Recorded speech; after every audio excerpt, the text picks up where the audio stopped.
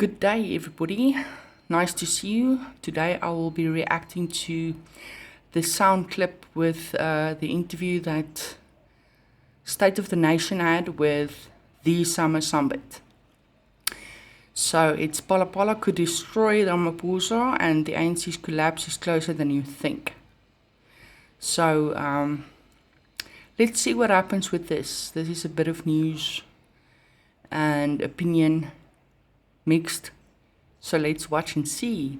If you like my content and you want to see more of it, please like, subscribe, and smash that bell icon for notifications of future uploads. Let's get into it.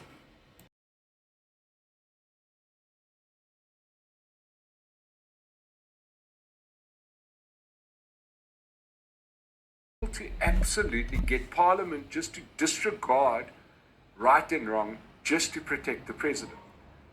So much has changed, and sometimes we don't think about how much has changed. One of the changes that has happened has been in the way South Africa reports on itself. And that is because we have, for the first time in the history of this country, real independent media. We go back those 5 years when the ANC was busy shutting down the investigations into Pala Pala, the mainstream media who owes their existence to the government, giving them licenses to the government advertising in the mainstream media, could do nothing about it. And then along comes loudmouths on social media and you start watching us. And today we are going to talk to one of the biggest loudmouths on social media who is gaining traction and people are listening. It's new media, new people with new ideas, and you are in for a treat when you understand the context that has brought this young man to sit right next to me as we going to be talking to the one and only Sambit. But before we start, let's give a shout out to people that support real independent media that won't let things just go away. And that is Pace Car Rental that sponsored this podcast. Advert first.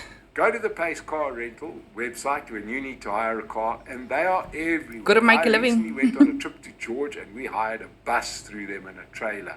They are fantastic. If you want to hire a bakkie, Pace are your people. So go to Pace, use our code SONA, and you are going to get a discount and support real independent media. Now, let's get on to today's show. Yes, let's do. Joining me is the very talented Mr. Sambit. Summer, welcome back. It's been a while. Yeah, it has been, Mike. You know, the honor's mine. Thanks for inviting me to this show. Our paths are forever crossing, and it only dawned on me, it's been a long time since we've actually been on the show. Yeah, it has. You know, when you do something similar to what others do, you always have a way of bumping into each other. Yeah. It's a small world in this anti-mainstream media world we have made for ourselves. So I don't Why do you look so nervous? Chill. Chill. It's all good. really get surprised when I bump into the very intelligent minds like yourself and, you know, the others. That's why I've been working with the Truth Report recently. So once again, you know, thanks so much for having me on this show. Hopefully, you know, we can continue from where we left off. I actually feel guilty when I'm invited to shows like these because a show like yours, for example, State of the Nation, you average about, you know, 30 to 50,000 views on a bad day. And then you'll have someone like me do an episode with you, then I'll get maybe 10,000 and I'll go, Yeah, but, no. But at least when you come on, we get hot chicks watching us. Yeah, I'd like to think that. Yeah. Thanks for increasing my self-esteem. Thanks. But yeah, as I said in the introduction, we sit here, we're recording this just in the aftermath of the Constitutional Court judgment on Pala Pala. And it's sort of, you can't help but cast your mind back to the fact that just in 2022, the ANC were able just to shut the whole thing down. They had a majority in Parliament, and it's, to be fair to the mainstream media, it's very difficult for them to keep on saying stuff about it because the news cycle moves on. But we can get into the weeds of it, and we have done it and changed the way the country literally is Delve supposed to into behave. it. we are making a real difference. This stuff is really starting to make a difference for content. Yeah, alternative media is making a difference because people don't trust mainstream media anymore. It's not just in America, it's the West, it's the world over. People don't trust mainstream media anymore because, as Trump himself said, it's fake news. Fake news. All over. They lie and they misrepresent facts. And they only seek to gain the story, the headline, the thing that attracts their viewers or readers, watchers, whatever. It's not about actuality. It's not about factual reporting anymore. Conversation, not just in South Africa but around the world. No, we really are. You know, in society, Mike, the first people to notice the downfall in society are the intellectuals. The reason why the ANC gained traction and eventually became the first in power in the 90s was because the people who started the ANC just before the 20s were intellectuals. And what's happening with South Africa is now it is going through the stages of the downfall of a society. Let's just keep in mind what the ANC is and what it was. I think quite a lot of us are by now educated as to what the ANC was and why it was started. We all remember and know, for those of us that are younger, know why the ANC was started and its military wing in Mkonto Wisizwe, MK, the militant wing of the ANC. And we will not forget the bombings which killed innocent people or unalived innocent people. So let's just keep that in mind and not forget that part. So like saying, when there is a downfall of a society, there are three stages. There is the awareness of the downfall, and then the revolt, which is sometimes the longest stage, and then you have the aftermath, good or bad. South Africa is finally in the stage of awareness.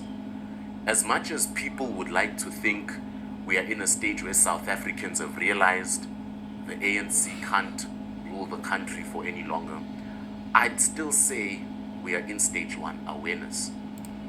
And just to pause there for a moment, I think what Sama incorporated here into his theory, or his theory with regards to stages. I think it's with regards to, he incorporated kind of like a Yuri Bezmenov, the ideological stages of subversion. There's 4 stages. Okay, so I think he took a little bit of that. I don't know if you saw the video. Sorry if I'm incorrect with that. But if he has, yeah, I think it's similar to that. But let's hear. Unfortunately, there is a reason why the ANC still has the influence it has in the GNU.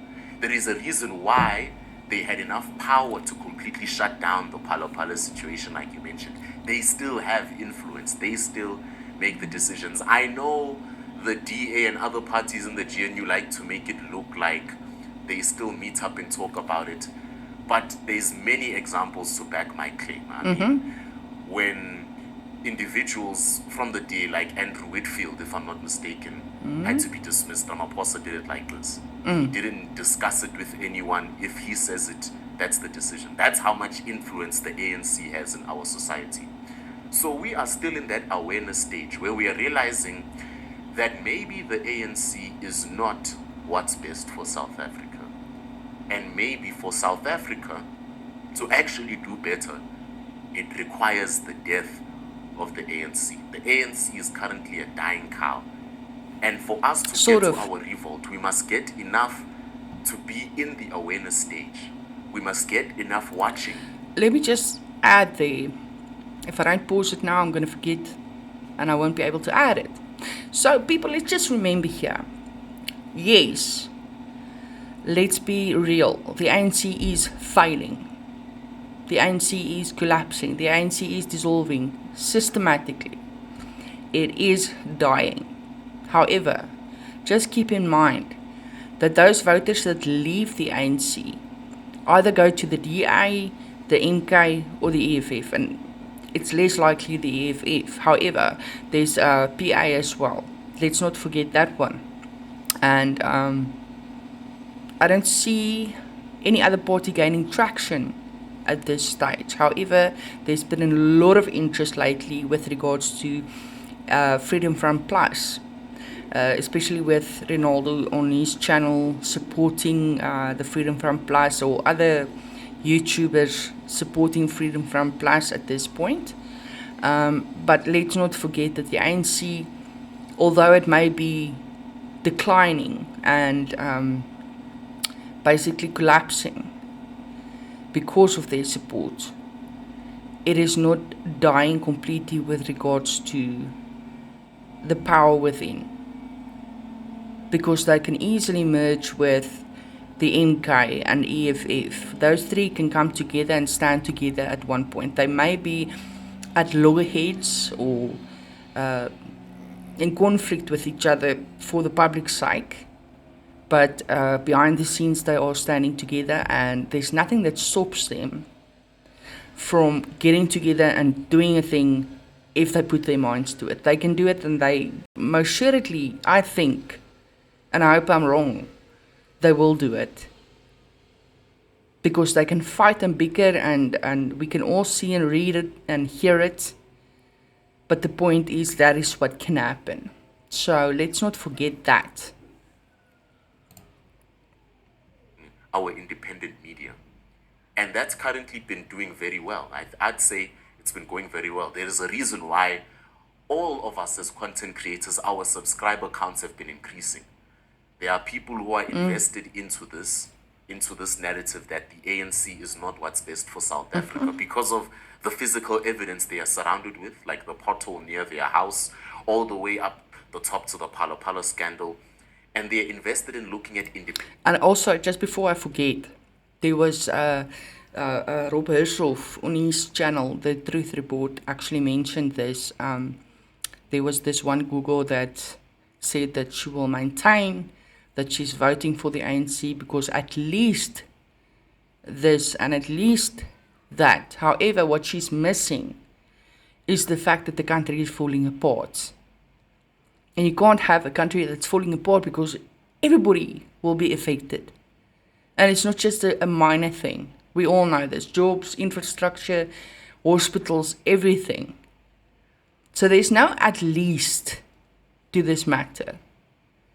What needs to stop is people need to stop voting for the ANC. And that's where it starts. Stop voting for the ANC and start voting for the party that actually makes a difference consistently. Consistency is very important. When you go and mark your decision there, come November, make sure that it's a party that consistently is for the people and the interest of the public and what benefits the economy and the country as a whole. Not just for the past couple of months or the past year, but consistently. So the choice is yours, and I urge you to go and vote and make your choice and make your voice heard through voting. And let's see how that turns out. Independent media to see the problems and what is the best solution to it. So I'd say we're going in a good direction, especially with what's happened regarding the Palo Palo situation. I mean, last night we had the president address the nation. Yes. On it, and I wouldn't, if I was his advisor, I wouldn't have advised him to do that, but He has, which means he's drawn more attention to it. And the Concord drama happened. And everyone is in that mindset again. Is the ANC really good for us, especially with these 2026 elections coming up? So I'd say we're in quite a good position. We've really made some sort of a change when it comes to what people have to watch for the benefit of their future. I like the way that you've laid out the stages that we will be going through. There's a reason, I feel that our awareness stage, as you call it, which I think is a great way to put it, the awareness that perhaps they are not the best governing party. Maybe they were a fine liberation movement, but not a good governing party. The reason that it's been longer than what it needed to be is because of the liberation, is because of that dividend. They were well placed and they had... Yeah, I have to agree with that. They were a liberation party. Long time ago. Let's be honest, it's been 32 years now. So there's no longer any need. Since 1994, there was no longer any need up to date for any liberation to take place. So there actually doesn't need to be any discussion with regards to a liberation movement, unless you want to call it for the public of South Africa, the citizens. We want to be liberated from what is happening currently, this government, this corruption, the country falling apart. That's the liberation movement that we are struggling with today. And we are fed up as a nation with regards to this. And new leadership with it needs to step up. The trust, unfettered trust of a massive number of South Africans, which they've betrayed. So, but they did get a lot more credit than what the next party is going to get. That's the only thing that I would say. So if anybody's sort of saying, nothing's changing. No, hell, things are changing. The ANC lost their majority in the last election. Things are changing fast. But understand how big the dividend is that they have squandered. You have to see it in that light, otherwise you'll drive yourself mad.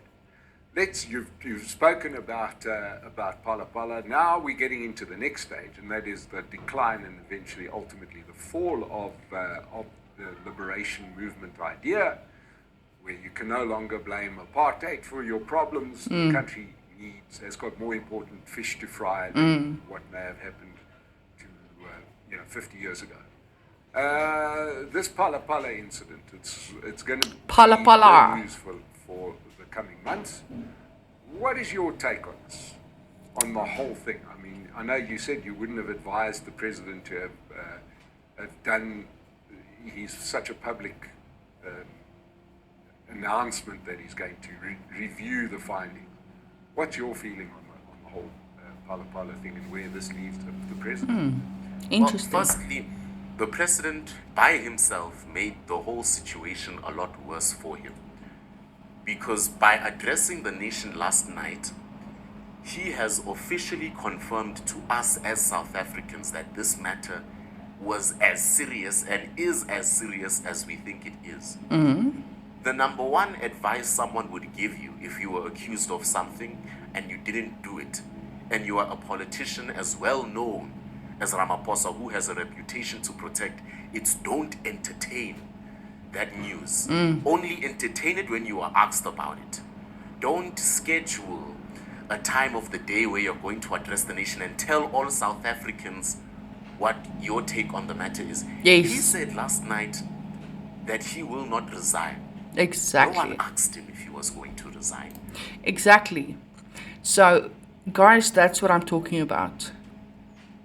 Nobody asked him, and yet, I'm not going to resign.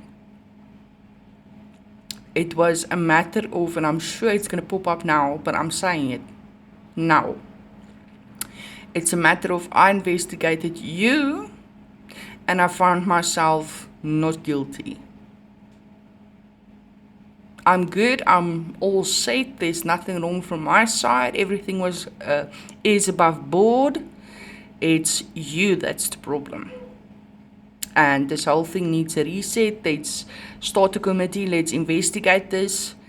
But it was done wrong. There was nothing right about the way that it was conducted, the investigation. So let's do this differently, because it's not me. I'm the president. It cannot be me. No one asked him to address the nation yesterday, but because of that, there are individuals who were not aware of the Phala situation who now are. And he is entirely to blame for that. If I was an ANC member, I would be infuriated with Ramaphosa this morning. Because as the president of the political party I support, you have knowingly put more eyes on us, knowing very well that with our influence over parliament, we could have tried our best to bury the situation again. Yes. And try to survive until the next elections. Now Ramaphosa has reduced his chances of surviving in these next municipal elections. Yep. I will be very shocked if the ANC hits 28% to 30%. Very shocked. I personally don't think they'll even hit 25%. That's my personal opinion. But analyzing the whole I don't know situation, about that. maybe they'll be lucky and hit that amount. But I'll be very shocked if they hit 30%. Yeah, unless they come up with something, which I highly doubt. In any of these coming elections. Phala has been a dark cloud over Ramaphosa for some time. If you remember properly, we were all sitting at home during lockdown. They were telling us to wear masks. All you were seeing on the news was how many people had unfortunately suffered a very terrible casualty from the sickness everyone was complaining about. And then out of nowhere, you hear of money that was in the president's furniture. That's what the average Literally. South African citizen heard. As an intellectual, as an individual who does this research, What boggles my mind, sorry, I'm pausing. What boggles my mind is it was allegedly, and correct me if I'm wrong, for cattle that was bought from a businessman from another African country. Okay, so either way, it was cash. It was something, everybody has their own opinion, or there's lots of speculation as to the amount. However, the one that I heard was the $580,000 US dollars.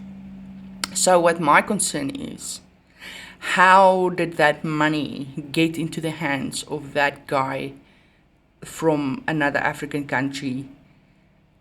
With regard, it's just a convenient excuse, first and foremost. Cattle was bought, there was a sale going on, yada yada. But the point is, the bigger picture, how did that US dollar get from the US to Africa in the first place? That's a good question, I think. And if you disagree, if you agree, doesn't matter, please give me your opinions. Leave it in the comment section, I'll read it. I think it's an important question because it can't leave the country without being checked and without forms being filled in, without approval. So how did it happen? How did that money leave the US in the first place? Was there a legitimate sale for goods and services, or goods or services from the United States? And then it happened here in Africa. Whatever misconduct or fraud or any criminal activity, did it take place here in Africa or what? What do you think? you looked deeper into the situation and now you know most of the context of the entire matter. The average South African who was sitting at home at that time, like me, I was in the 9th grade, I was in high school, and the only thing I was worried about at that stage was if I did my homework to submit to Google Classroom. Now I see my parents watching the news, and there he is there. They're talking about Pala Pala. I'm like, what is Pala Pala? Oh, okay, it's a game farm he has in Limpopo. And apparently there's been a burglary. And this burglary is very suspicious because the people who robbed this place knew exactly where the money was. And they claim the money that was there was only 580,000 US dollars. And as I give you this info, please correct me at any point Hang on. because I could have along the way. But then what you also notice is apparently the crooks who had taken that money were allegedly individuals that worked for Ramaphosa. That's how they knew where the money was. I don't doubt And that. then what we also heard, this is still 2020, 2021, at that time, was that there were bribes made. Yeah? So I made an episode about this yesterday, that there were bribes made by Ramaphosa's people to those crooks so that they could bury the matter. They were each paid 150,000 rands. Now, as someone who is watching the news at that time and hearing 580,000 US dollars was all that was in that furniture, when you hear the rands that were stolen, as an average South African, you get confused. So this means there was more money in there. And they are now whistleblowers like Arthur Fraser, who are claiming to have been bribed by some government officials, by a businessman. It was a businessman that allegedly bribed Arthur Fraser, the former spy boss, to bury the whole situation. And here's the bribe. They said that this mysterious businessman, who has now unfortunately passed away, bribed Arthur Fraser and said, if you and your intelligence officials can somehow find a way to make this story as irrelevant as possible to save our president from damnation, we will give you 50 million rand. And with that 50 million rand, we will give you any governmental position you wish within. And isn't that just an offer? He was made an offer he can't refuse. Yeah, so I think if you don't have all your scruples, it would be an easy offer to accept. So, yeah, speak the truth. Say it like it is, Summer. Parliament. That tells you the influence the ANC had over Parliament at that time. According to Arthur Fraser, he had refused.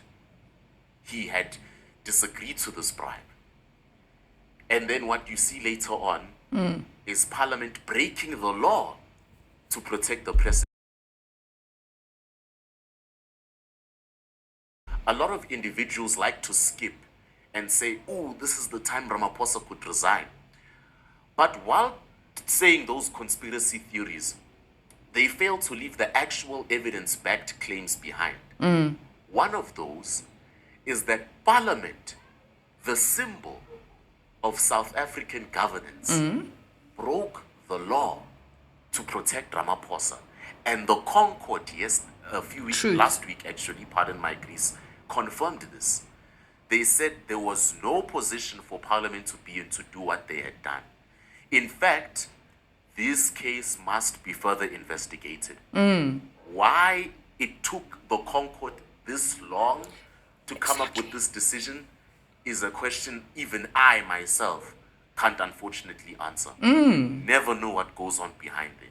Exactly. But what I can tell a South African is that the fact that it has taken this long for Concord to realize that Parliament, which was under the heavy influence of the ANC, used that advantage to take advantage of the people and stop this story from going any further, should tell you everything about the state of the ANC. Ramaphosa likes to say he is shocked at certain statements. He likes to address the nation after a heavy announcement. I like his manner of doing things because when he addresses the nation to you, he gives it to you in a manner that gives you the idea that he didn't know before the matter was brought out, like the Madlanga Commission. Except we are not all fooled. We're not easily fooled. If there are people that are fooled, then sorry, but it's not the majority of Joe public. He would like to say things like, I'm shocked by the state of Johannesburg. I want to start a commission of inquiry. And I'm one of the very few voices. And Ramaphosa is very good at this. A commission for this, a commission for that, a committee for this, committee for that, investigation into this, and investigation. We all know that. Who like to say when he says those things, that is utter rubbish. As the president of a country.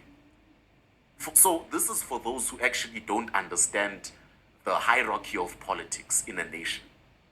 In the average nation, especially a democratic one like South Africa, the first person to know something or have intel on a certain situation is the president. Either the king, if it's a kingdom, or the president. True. Why?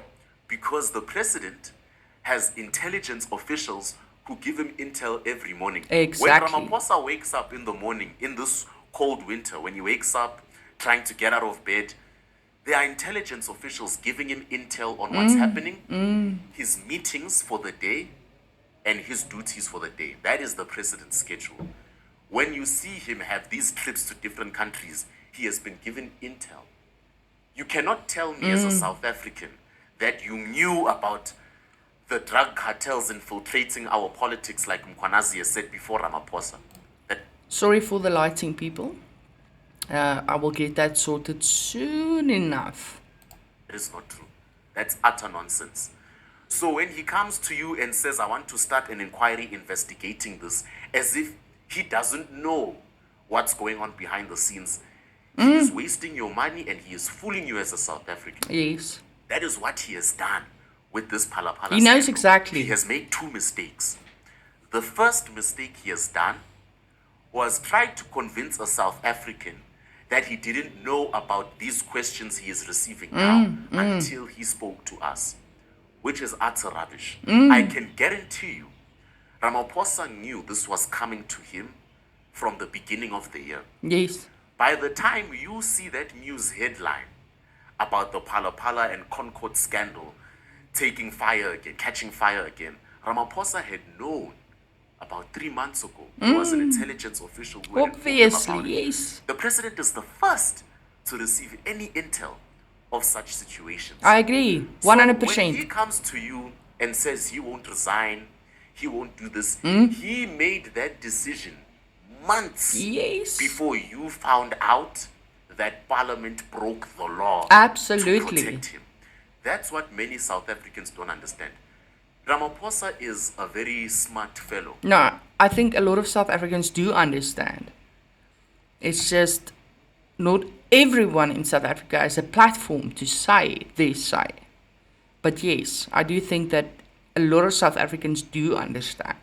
We are fully aware of his motives. Although I'm not a political analyst and I don't presume to know everything about politics. And that is why I'm learning. I'm learning here with you guys. We're listening to this, and there will be future uploads with regards to these situations as we progress. Decision-making wise, he's not. Decision-making wise, he's the most useless we've had since 1994. Yes. But verbal wise, because of his English accent, he's good at convincing you that he's just as confused about this situation as you. Not convincing. You know, when the Phalaphala situation comes up, you should have seen the expression he had on his face when he addressed the nation last night. I mean, it doesn't convince me. Does it convince you if he speaks? Especially with the suit and the smile and the English accent.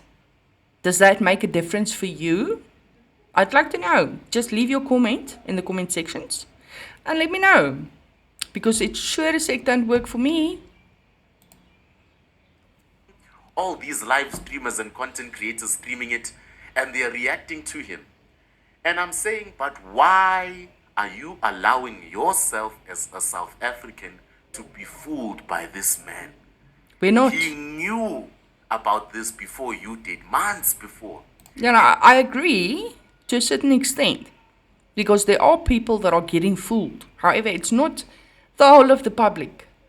I think you have to be more clear about this or specific about this with regards to the public summer Sambit. Yeah, because it's not everyone. You are not telling us everything anew. It's not like we are absolutely clueless about what's happening. So let's just be clear on that one. And he knew what he was going to say to you once you found out. This is all pre-planned. Everything he does and says is calculated. So when you have individuals in legacy and anti-mainstream media like YouTube say, will Ramaphosa resign? Will this happen? I look at them and I tend to wonder if they genuinely believe what the government is telling them. If you are someone who understands South African politics, you would know that Ramaphosa will only resign when things get very ugly. He's not going to resign because I don't think you need to understand politics in order to know that if things go bad with regards to Ramaphosa, that he will resign. I don't think so. What said Parliament influenced the decision to save you. I can't. If I was the president, I wouldn't have resigned because of that, because there is no evidence to show that the Pala farm money was mine, none that you know of, until they make it public. And even if you do realize this, by the time you realize that there is evidence to back that that's my money, which was unrecognized by SARS and the South African Reserve Bank in that farm, by the time you realize that, I knew months before you did. So I already know what to say to you by the time you've realized it. So this Pala situation is like a chess game for Ramaphosa. The only way now he can save himself from a resignation in the end of the year is by being steps ahead of South Africans. So last night, he has put himself a step behind. A chess He's not been steps ahead for quite some time, I'd say. piece has been eaten because now he has put more eyes into the situation. He should have copied Malema's game plan. Ignore the allegations, talk to your people. Tell them that you are being persecuted and they are trying to stop us before the elections. You must lie. You need to. The elections are coming up. Convince the people that you're the only way to their freedom. Like Malema, ignore the whole thing, keep moving. But he didn't ignore it because he wants to please everyone. And when you try to please everyone, you impress no That is one. true. He addresses the nation, which was last night. And now there was an individual who was tuning into SABC2 last night who had absolutely no idea about this whole situation, who now knows that Ramaphosa is perhaps in the biggest corruption scandal in South Africa's recent memory. So in terms of the chess game, that is Ramaphosa versus Pala is ahead. They have taken one of his pieces. We will see if that piece was the queen as the year goes on. But my prediction is if it continues at the rate it does, and Ramaphosa continues to give it the attention he has been giving it, he won't even last the end of the year. He may resign before the end of 2026. So what Yeah, is he the may. trigger for him to resign? Is this would be a parliamentary inquiry when people start off? He may. We don't know yet. I think it's at this current point in time, like as of today, the 14th of May, 2026. I don't know. Because what we know currently this very moment is he said he's not going to resign. So we'll have to check that out and just see as things progress. asking those personal questions. Because we know he doesn't like to be asked questions, right? He runs from questions. He likes to talk. He doesn't like to engage. I mean, there's no ways you get him on your show, my show, any show. That's true. Right, so that to me is going to be the trigger moment. He's not going to want to have to answer questions. He'll do it for a day or two and then he'll say, no. What I see is that he's looking for an off-ramp. He's looking for a way out of this. A way out of this that says, okay, in return for you giving up your position, we'll give up this inquiry. That's what he's looking for. But I agree with you that by doing what he did, he may have killed off the opportunity of somebody making that offer, that dirty deal with the country. He wouldn't be the first president that did it. I've likened the situation to those people that know with the Watergate affair that saw the end of Richard Nixon. The deal done is you resign, we're not going to press charges against you. And he took the deal, even though he was a guy who was not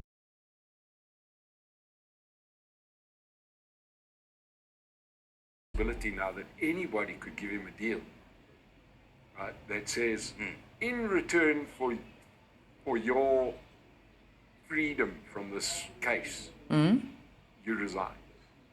I can't see how that works anymore. Now that he's going to be challenged. Yeah, no, we can't. He's had an opportunity for 5 years and he's blown. He has. But because of that, he has put himself in a dilemma now. When Ramaphosa came into the ANC, his number one marketing tactic was, I need to sell an idea to the people of South Africa that I'm the man who's going to clean the ANC. When everyone was mad at Zuma regarding Nkandla and his 200 plus corruption cases, Ramaphosa popped in as the guy that's going to clean everything up. And then this happens. Yes, that and now did he's happen. stuck in this dilemma I'm going to tell you about. I call it a dilemma because what's mostly advised is that he resigns, because like you've mentioned already, he doesn't like to answer questions. He's good at giving the speeches. Yes. He is very good at giving you a speech and convincing you that he can fix this. He loves it. If you are someone who doesn't know anything about South Africa and you get into a meeting with Ramaphosa, you'd think this guy is the best president I've probably ever discussed something with. No. Until you actually look at what he's done practically. Verbally, he thinks he's doing the right thing. Practically, he's done the worst. Because now this dilemma I'm talking about is this. Say Ramaphosa does resign because he doesn't want to answer the questions that he already knows are coming. As you and I are speaking, Ramaphosa is preparing for those questions. Remember, he's the number one to get any sort of insider information. He knows what the Concord is going to say to him tomorrow. So he is given obviously, advantage of preparing for it in advance. So let's say he does resign in the end. Yippee. There's no way that he's not going to get info beforehand. There's no way that he's not going to be informed. He's going to want to know what's going on, what's happening, and to be prepared for whatever comes his way. He's going to do everything in his power. So let's just get that out of the way. We all know this. It just makes sense. Anyone in that position will want to know beforehand what's going on, what's happening, how's it going to work. I want to prepare. I want to be ready for whatever comes my way. Everybody's happy, playing music. Ramaphosa has resigned. Now, who replaces him? Fikile Mbalula or Paul Mashatile? Those are the two biggest possibilities in terms of replacing Ramaphosa compared to... Neither of which is any good option. Neither of which. We will be in just as bad a situation as we are now. We won't progress. Those two are not a good choice for either one. The others. I'm not saying others can't replace him, but if we want to talk about probability, mathematically, those are the two individuals who can replace him. Now, here's where my prediction comes in. Whoever replaces him won't be able to handle the thread the ANC is hanging by when it comes to credibility and the elections. No, I believe that. Let's say he resigns before the municipal elections. The leader that comes in now won't be able to handle the civil wars and the scandals that have covered the ANC like a dark cloud for some time. Okay, civil wars. When and where did that take place, if it took place? It didn't. So yeah, Summer, I think you should have rephrased that. Civil wars. Oh, no, there hasn't been a civil war that I know of. But let's continue. And as a result, it will lead to the complete death of the ANC. It will end up like COPE. It will be one of those dead parties that will still be hanging around, but they won't be anywhere near as powerful. Yeah. Let's say he resigns after the municipal elections. That's even worse now. Because now, those that have voted for you will feel like they have wasted their vote. Because there is a civil war in the ANC. This is Mbeki. That I can concede to. There is a civil war within. I can concede to that. I can agree to that. And if that is what his intent was when saying what he said, great, by all means. Versus Kgalema Motlanthe versus Zuma again. It's factions inside now. There are people in the ANC who are pro-Ramaphosa saying, don't resign. If you resign, we are finished. There's no one here who can come to your position and save us in 2029 or even these elections. There are those that are saying, resign. Because if you don't resign, the SACP is going to campaign without us. Yes. They have actually officially stated that they will be separately competing in these municipal elections. Resign. We want to come back together with them. And we want to be a strong party again. Both sides don't understand that either way, whether he resigns or he doesn't, the ANC is going to die. Say Ramaphosa lives long, there is going to be a time where the party that is in charge of South Africa decides he needs to die in jail. That's what's going to happen. Yeah. I think that there's another thing that one must bear in mind. And, I do actually begrudgingly say that there is some attraction to Ramaphosa as president. And it's the weirdest thing. He kind of looks presidential. He speaks presidential. And when you consider who you would want South Africa representing South Africa on the global stage, and your options are Cyril Ramaphosa, Julius Malema, Jacob Zuma. No, he doesn't scream presidential. I'm sorry if I'm wrong, by all means, but does it do it for you with regards to Ramaphosa? I mean, a suit and tie doesn't mean anything. A speech doesn't mean anything if there were and is no action to back it up. I'm sorry, but he doesn't scream presidential, or his demeanor, his outfit. It doesn't scream presidential. Or John Steenhuisen. You pick out of that very bad lineup, you pick Ramaphosa. Because he's the only one who looks like he won't embarrass us. Right? Now. In what context? He's the only one that looks like he won't embarrass us. In what context? Because it has nothing to do with the suit he has on. He can have a range of suits that he interchanges as the moment goes by. But it doesn't change facts. So what exactly what do you mean?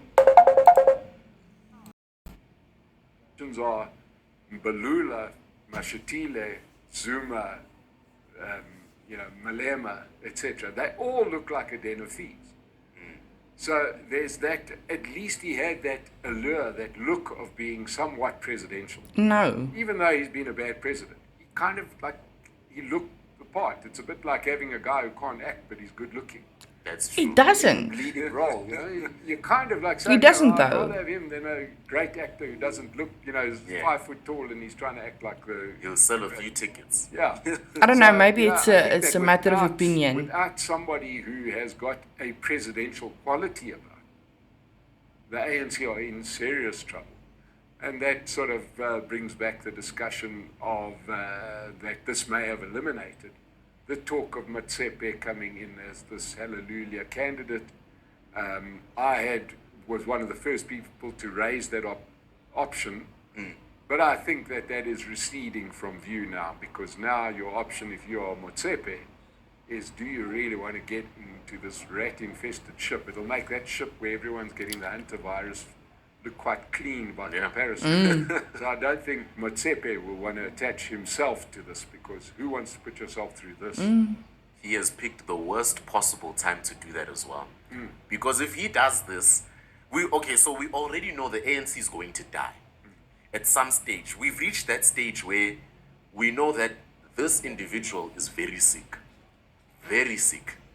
They can do whatever they can, but the clock is ticking now. Now it's not a matter of if the ANC is going to lose power, it's when. We've reached a stage where we're even predicting how much the ANC will achieve in the next elections.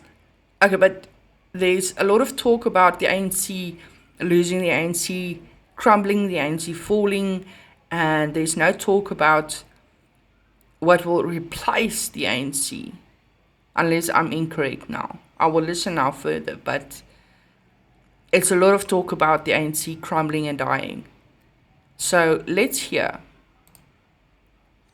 Because we are convinced that the ANC is going to die.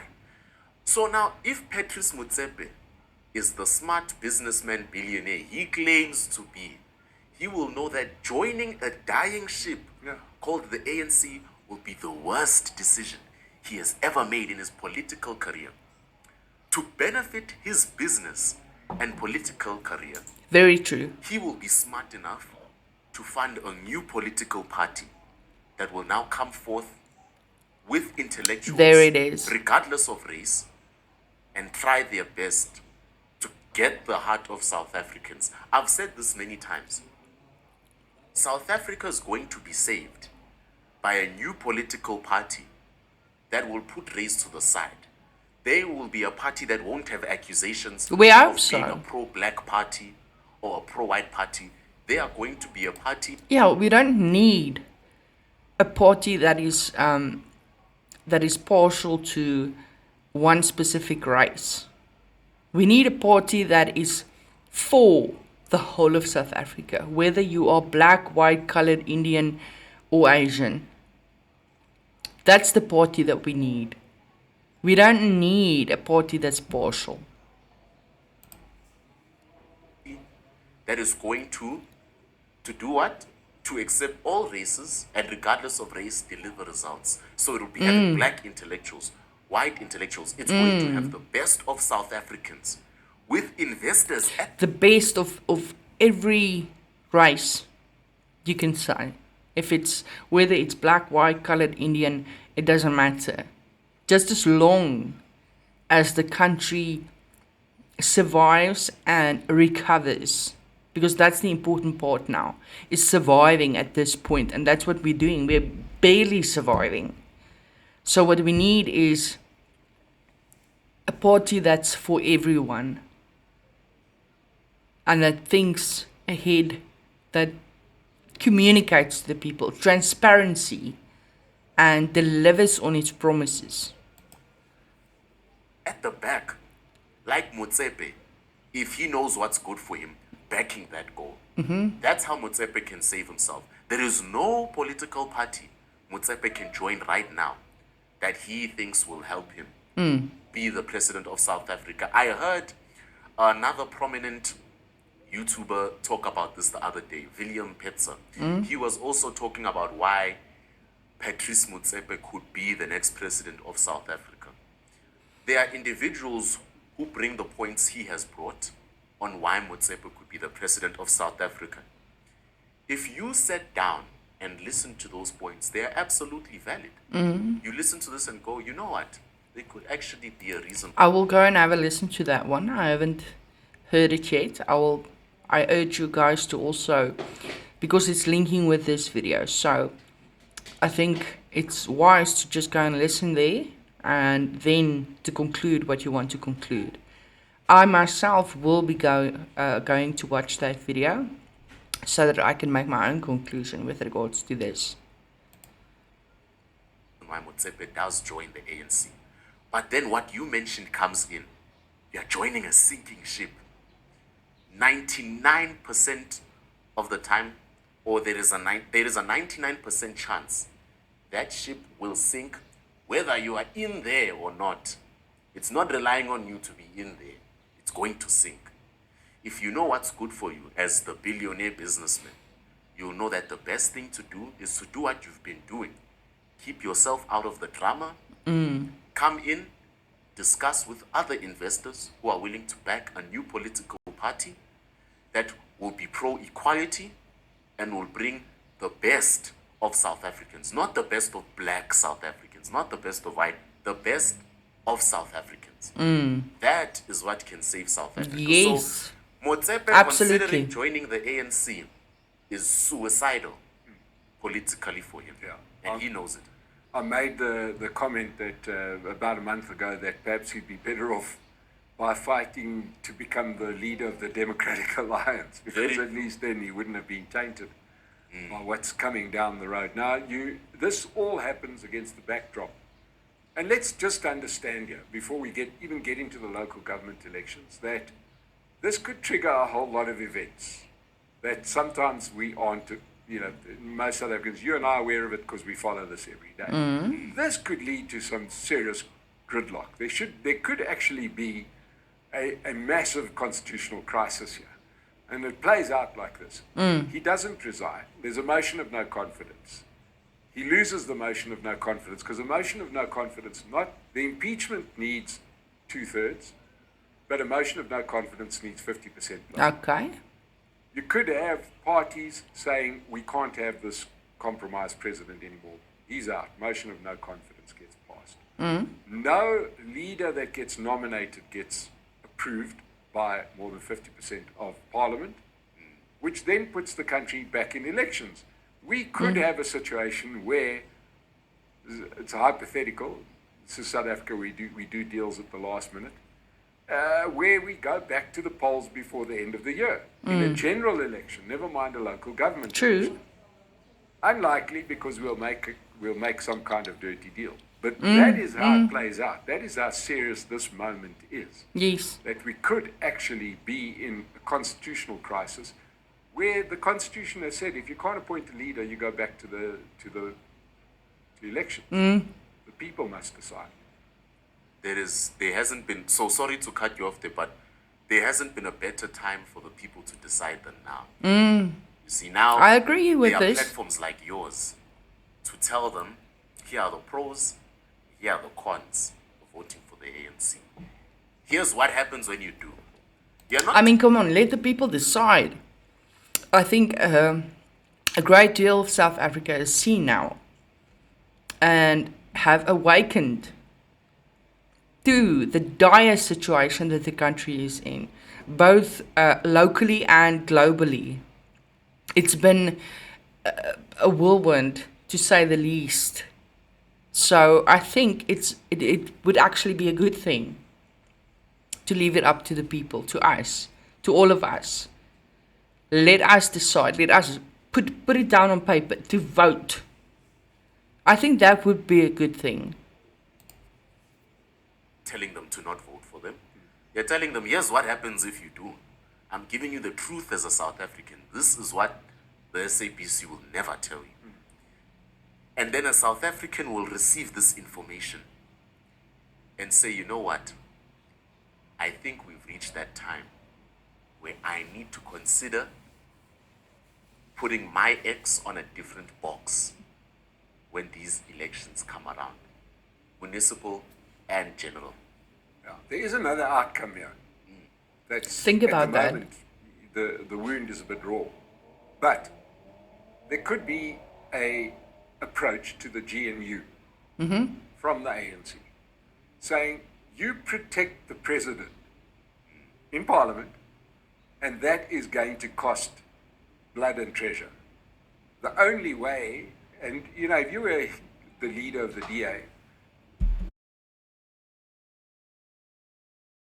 you say, this is going to be bad for all of us, and we don't want to even think of the alternative. If you support us, what's it going to take? Now, if you are Jordan Hill-Lewis, you can almost write your ticket. You could say, Deputy Presidency, 10 ministries, including the Ministry of Finance, including Ministry of Trade and Industry. Yeah, do you understand what I mean? Where you extract real pain out of the ANC for DA support. It may be a betrayal of the DA's principles, It will. right? It will. But it may be a strategic move that makes some sense. I wouldn't rule it out. Right? Because now you're the DA, you can also say, Government of National Unity, let's redo this as a coalition. Get rid of the parties we don't like that are in the GNU. So in other words, for the ANC's 40% and the DA's 22%, 62% of the vote, right? Get rid of the Patriotic Alliance, get rid of PAC, get rid of Good, get rid of all these other little GNU ne'er-do-wells, right? And you're almost splitting the cabinet in two. It could be an opportunity that we're not considering at the moment. You know what I mean? Because they actually will have the power to do that. Because if they won't do it, MK and EFF will come with exactly the same deal. Likely. We'll protect the president, but then we want the cabinet, we want this, we want that, and we want the other. It's a deal that's on the table, and I wouldn't rule it out. I wouldn't rule it out because, from as far as smart politics goes, it may be the best opportunity. You've got until 2029 to turn the country around. It's just something that we should consider in this crazy moment. Very much, because now we are in a moment where anything could happen, even what you have mentioned. But now, the question comes, is the DA willing to sacrifice their core values and their core audience for this strategic move that you have mentioned? Well, my answer to that could be that they kind of did it already when they went into coalition with the ANC. Yeah, true. So, you know, Can't argue you've already there. slept with the fleas. You know, you've already gone into these infested waters. Why not do it and then do it screaming loudly? We are doing this to save South Africa. We think he's a crook, but we're going to save him anyway, because we want to extract this, that, and the other, and this is going to happen, and that's going to happen, and it could stymie it could be a game changer. But the real blockage to that idea is that I don't think there's anybody in the DA that thinks strategically enough. Right? I don't think they're capable of a strategic thought in the DA. I think that they just wave around angry worded letters. I think that's the sum total of their strategy. You know what I mean? And I you're agree also a little bit forgetting there. They are busy with something else right now. The DA is now busy trying to convince majority South Africans that they are not They're a white all party. in the process. When Jordan Hill-Lewis was elected, the number one thing that was trending on X, on mainstream, the number one thing that was talked about on the street by random folks was, you see, I told you. That's what I'm way saying. The DA will get a black leader. You see, my money was just a front for them. If you go up the ladder in the DA, go to their headquarters in the Western Cape. It's white individuals. To the average South African, black South African and South African of racial minority, I guarantee you that most of them, 3 out of 4 of them, believe that the DA is still a white party. And the mistake of the DA is No. instead No. of I have to disagree with that. If there are, it's a minority of the minority that believes that. Because I myself, I don't know about you guys, but I myself don't believe that the DA is a majority white party. Let's be real. Let's be realistic here. We don't believe that they are a majority white party. They don't preach whiteness, if I can state it like that. So let's just be cognizant of the truth here. And the truth is that it's not the case. I don't think South Africans are that ignorant. Let's just get that out of the air. strategic, like you mentioned. They are using the Ramaphosa method. Ramaphosa's mistake was telling the nation about Phala Phala. So now even more eyes are on it. He's garnered more attention. When the president says it, it must be very important. Why is it bugging him like that? The DA has done the same mistake. Instead of speaking strategically with individuals like Jordan Hill Lewis, like Helen Ziller, to how we can have our guaranteed win for Joburg and how we can use this Phala Phala scandal to grow the DA. Instead of doing that, Helen Ziller is attending Soweto derbies in Soweto on Saturdays, supporting Orlando Pirates. I don't know, I could be wrong. I'm open to correction. But isn't she just actually, and I'm not a fan of Helen Ziller and the DA, but isn't she just like campaigning for support, for votes?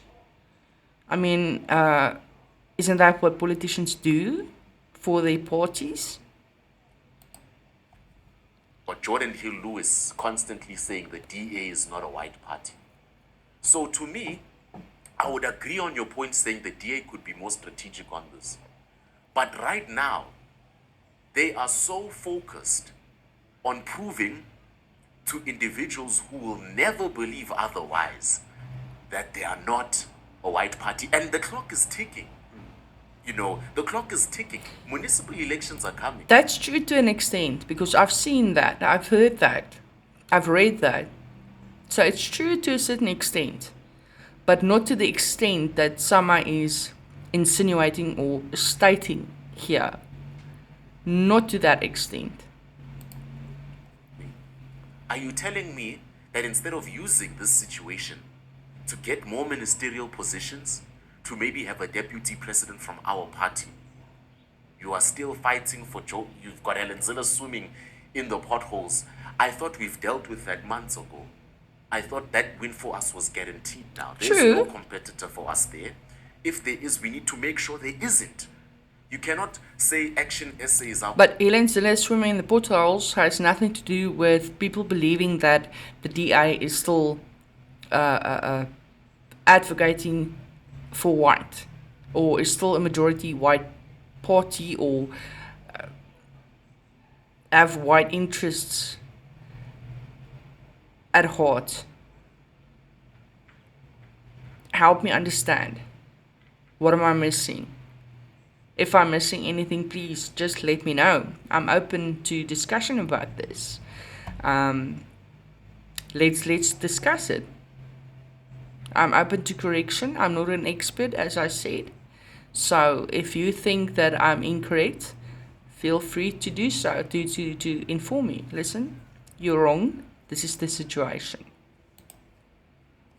Competitor in Joburg, when we're busy trying to get more ministerial positions during the Phala Phala scandal. The DA is currently mixed up with their strategic planning, like you have mentioned. I don't think they've got a strategic plan, but we are at a fascinating thing as we close out. Do you think South Africa emerges from this strengthened or weakened? So this now depends. What does it depend on? It depends on the decision of the individual most affected by this situation, the South African. Exactly. When anyone is in a situation, you can emerge from that situation being the worst version of yourself, or you can emerge from that situation having learned something.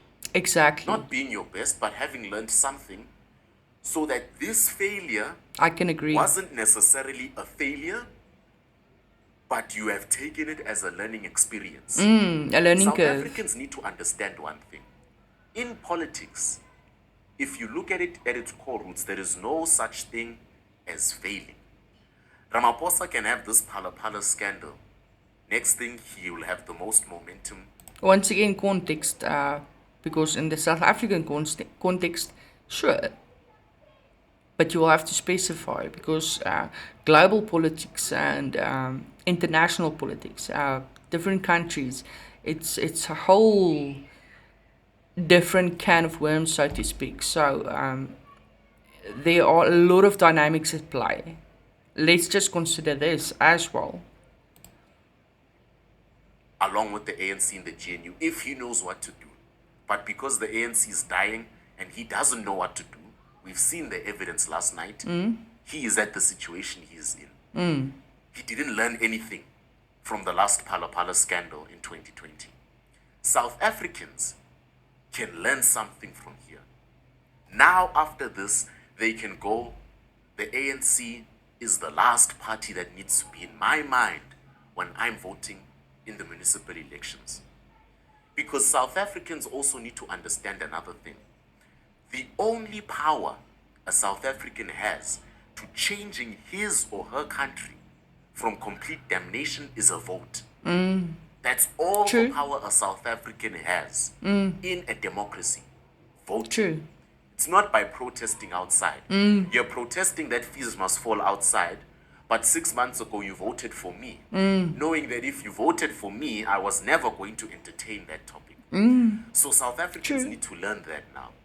If I vote for the ANC, according to the data, according to the history, according to what has happened to us as a people until this point, has employment increased? Has BEE helped? Are the hospitals fixed? Is Charlotte Maxeke a good hospital to go to? Is there less corruption in my government? If the South African can tick all these boxes from this mess, they can go to that election, vote for the ANC again, and then they can move to a healthier South Africa, if that's what they truly believe. Yes. But if they can't tick all those boxes, not even one, then they must go to those municipal elections Yes. and vote for the political party they believe ticks all those boxes. Exactly. If they do what I just mentioned, we can emerge to be a healing country. Exactly. South Africa's not dead yet. Yes. We are dying. We There are. is still a small chance we can still save ourselves. And unfortunately, according to what we've been shown and the scandals within the GNU and ANC, time is not on our side. Exactly. So if we follow our logic and our reasoning, we can save ourselves through these municipal elections. Don't vote ANC. Yes. Don't vote these parties Listen. that use your emotion over logic. Vote for a party that brings results. Exactly. You say the DA is a white party, that's your opinion.